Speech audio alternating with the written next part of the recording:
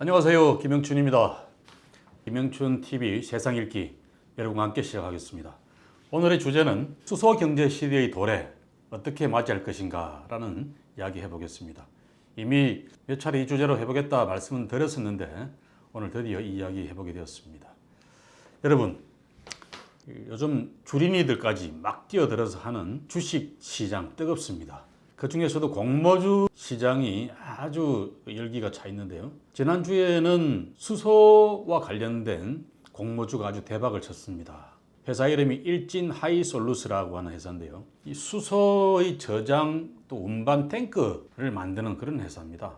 원래 이 회사는 디젤 자동차 같은데 매연 저감 장치를 제조 공급하는 회사였는데 그 시대는 점점 저물고 있으니까 앞으로 새롭게 다가오는 수소 경제 시대에 맞추어서 수소 저장 탱크에 대한 기술을 개발해서 제조를 하고 있는 그런 기업인데 전거금 모금이나 경쟁률 이런 게 아주 대박이었습니다. 자, 이렇게 수소 경제 시대는 멀리 있는 이야기가 아니라 우리 가까이에 와 있는 현실이 되고 있습니다. 여러분 혹시 고등학교 다닐 때 화학 잘 하셨습니까? 저는 아주 엉망이었습니다. 특히 저는 화학은 원소 주기율표 같은 거 외워야 되는 거 뭐 이런 게 저는 너무 싫어서 뭐 거의 도망 다니다시피 했던 기억이 있는데요. 그런데 그래도 하나 기억하는 게 있습니다. 원소 주기율표의 제일 첫 번째 원소가 뭐겠습니까? 저 같은 화학 포기자도 알고 있는 이야기입니다. 바로 수소입니다. 여러분, 수소 그러면은 원소 주기율표에서는 1번이라서 기억이 나지만 사실 우리 생활 주변에서 가까이 하던 그런 원소는 아니죠. 흔히 우리가 알고 있는 수소 그러면 수소 폭탄 이런 무서운 이미지로 다가옵니다. 그래서 지금 수소 자동차가 충전할 수 있는 수소 충전소를 설치하려고 해도 수소가 위험하다고 생각이 들어서 거부하는 그런 주민들도 많이 계십니다. 그런데 생각보다 수소는 아주 안전한 그런 원소라고 합니다. 공기보다 가벼워서 쉽게 증발해버리기 때문에 LPG처럼 공기보다 무거운 그런 기체가 고여있다 폭발하는 것에 비하면 수소는 금방금방 날아가기 때문에 폭발의 위험성도 적다고 합니다. 그래도 물론 LNG나 휘발유 같은 그런 액체나 기체처럼 불이 붙으면 붙는 거니까요. 또 아주 고압의 그런 탱크에서 잘못되면 이게 폭발이 일어날 수도 있고 그렇기 때문에 무조건 안전하다 이렇게 말할 수는 없는 겁니다. 그래서 안전대책은 잘 세워서 다루어야 되는, 사실 수소는 우리가 잘 몰라서 그렇지 굉장히 흔한 물질입니다. 여러분 딴 이야기보다 이 물은 우리 일상 주변에 늘 있는 거 아닙니까? 우리가 마시기도 하고 물 없으면 살 수가 없죠. 샤워도 해야 되고요. 화장실 변기도 물 없으면은 이제 화장실 못 쓰는 그런 세상입니다. 이 물에 들어있는 게 바로 이 수소입니다. H2O 아닙니까? 수소 2개에 산소 원자 1개. 이렇게 해서 물이 만들어지는 겁니다. 이 수소는 물뿐만 아니라 우리 지구, 더 나아가서는 온 우주에 가장 흔하고 많은 그런 원자입니다. 어떤 자료에 보니까 온 우주상의 90% 이상이 수소 원자로 구성이 되어 있다 이렇게까지 이야기하더만요. 그 정도로 이제 흔한 수소기 때문에 이미 한 20년 전부터 이제 앞으로의 시대는 석유의 시대가 아니라 수소의 시대가 될 거다. 수소 혁명의 시대가 올 거다 이렇게 예측한 그런 학자들도 많이 있었습니다. 가장 대표적으로 수소 혁명이라는 책을 쓴 사람이 제레미 리프킨이라는 사람이 있죠. 미국 경제학자인데 미래 예측을 잘하기도 합니다. 근데 이 제레미 리프킨이 2002년도에 이미 수소 혁명이라는 책을 쓰면서 과거에 이 골드러시 그다음 오일러시가 왔듯이 앞으로는 수소러시의 시대가 될 거다. 수소가 없이는 살 수 없는 시대가 다가온다는 거죠. 뿐만 아니라 이 수소는 금이나 석유와는 달리 매장되어 있는 곳이 한정되어 있는 것이 아니라 이 세상 어디에나 존재하는 게 수소이기 때문에 수소를 활용하는 경제 시대에서는 전 세계가 권력도 민주화가 될 것이다. 이런 예측까지도 했습니다. 그래서 진보적인 학자들일수록 수소 경제 시대의 도래를 아주 희망의 메시지로 받아들이는 그런 분들이 많았죠. 그런데 이 수소 경제 시대가 생각보다는 천천히 오고 있습니다. 20년 전에 예측했던 것보다는 천천히 왔습니다. 그런데 이제는 더 이상 천천히라고 말할 수 없는 당장의 현실이 되었고요. 앞으로 수소 경제 시대는 훨씬 빠른 속도로 진행될 거다라고 하는 게 수소 관련 주가 고공행진하고 있는 것을 봐도 여실히 알 수가 있는 현실이 되었습니다.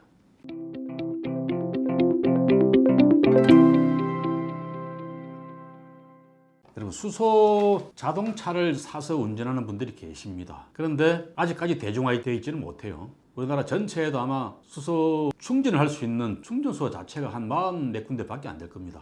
두 번째는 수소 가격이 아직까지는 좀 비쌉니다. 물론 휘발유나 현재 우리가 쓰고 있는 화석 연료보다는 싸요. 예를 들면 수소 자동차를 끌고 다닌다고 했을 때 지금 우리 주변에서 충전할 수 있는 충전소에 가면은 킬로그램당 한 8,000원이 넘습니다. 8,800원 정도까지 하던데요. 수소 탱크에 한 5kg 정도를 넣을 수 있다고 하면은 한 45,000원까지도 되죠. 이 45,000원 정도의 수소를 주입하면은 한 500km를 달릴 수가 있습니다. 자, 그거를 휘발유 기준으로 바라보면은 어떻게 됩니까? 휘발유 45,000원 넣으면은 시내 주행으로 치면 한 300km밖에 주행 못할 겁니다. 그렇게 따져보면 수소가 훨씬 경제적이죠. 그런데 앞으로 점점 더 수소 가격은 싸지게 되어 있습니다. 우리나라 정부도 2019년도에 발표한 수소 에너지 계획을 보면 한 2040년 목표로 수소 킬로그램당 가격을 2,000원까지 떨어뜨려 보겠다, 이런 목표를 잡고 있습니다. 현재보다 무려 4분의 1 가격으로 떨어뜨려 보겠다는 거죠. 그렇게 되면은 수소 충전만 쉽게 할 수 있다고 치면 누가 휘발유차나 디젤차를 타겠습니까? 당연히 수소를 충전해서 쓰는 수소차를 타겠죠. 근데 그 이전에 이미 한국 정부에서도 2040년이면은 내연기관차는 판매 금지시키겠다고 하는 게 또한 다른 목표이기도 합니다. 그래서 가격을 따지기 이전에 2040년도 되면 한국에서 이 내연기관차 못 쓰게 된다. 이 점 우리가 미리 알고 있어야 될 중요한 정보인 것 같습니다.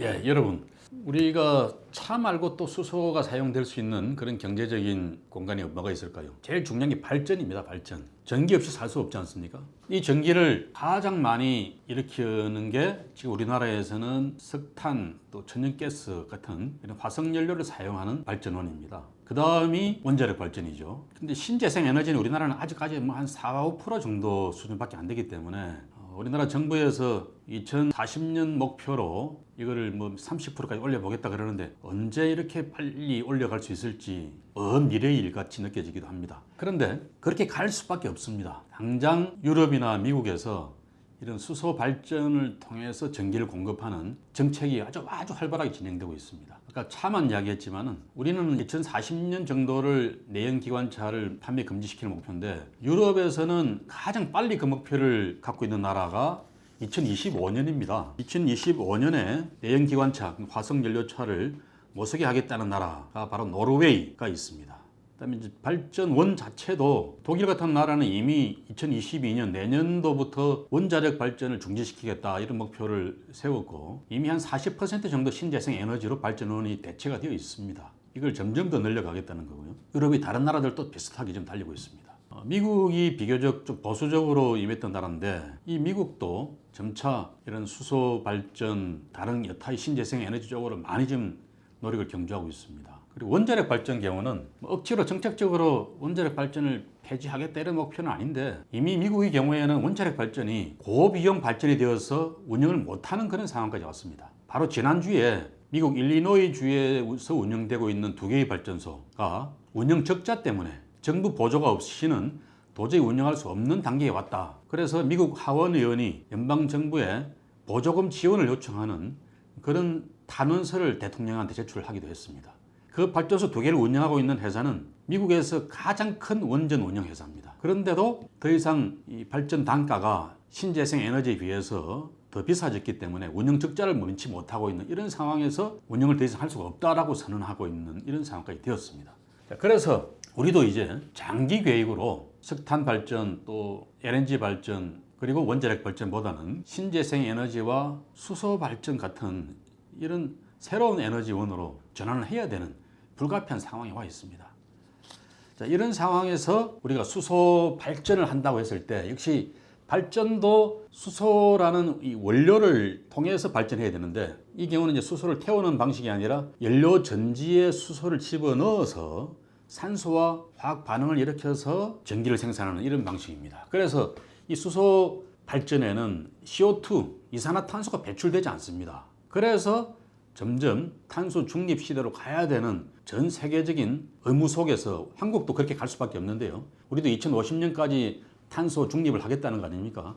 그렇게 되면은 탄소를 배출하는 발전 더 이상 할 수가 없는 거죠. 탄소 배출하지 않는 수소 발전으로 갈 수밖에 없습니다. 아니면은 꼭 수소가 아니더라도 CO2를 배출하지 않는 다른 발전원을 찾아서 갈 수밖에 없는 거죠. 우선 오늘 주제는 주로 이제 수소니까 수소만 놓고 보면은 이렇게 잘 보이시는지 모르겠습니다. 세 가지 수소 분류가 있습니다.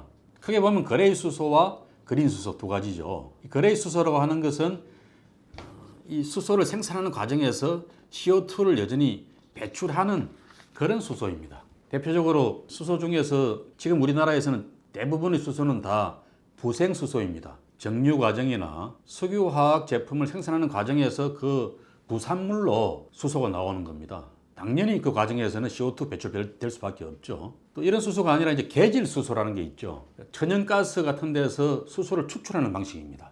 여기에도 역시 CO2 배출은 불가피합니다.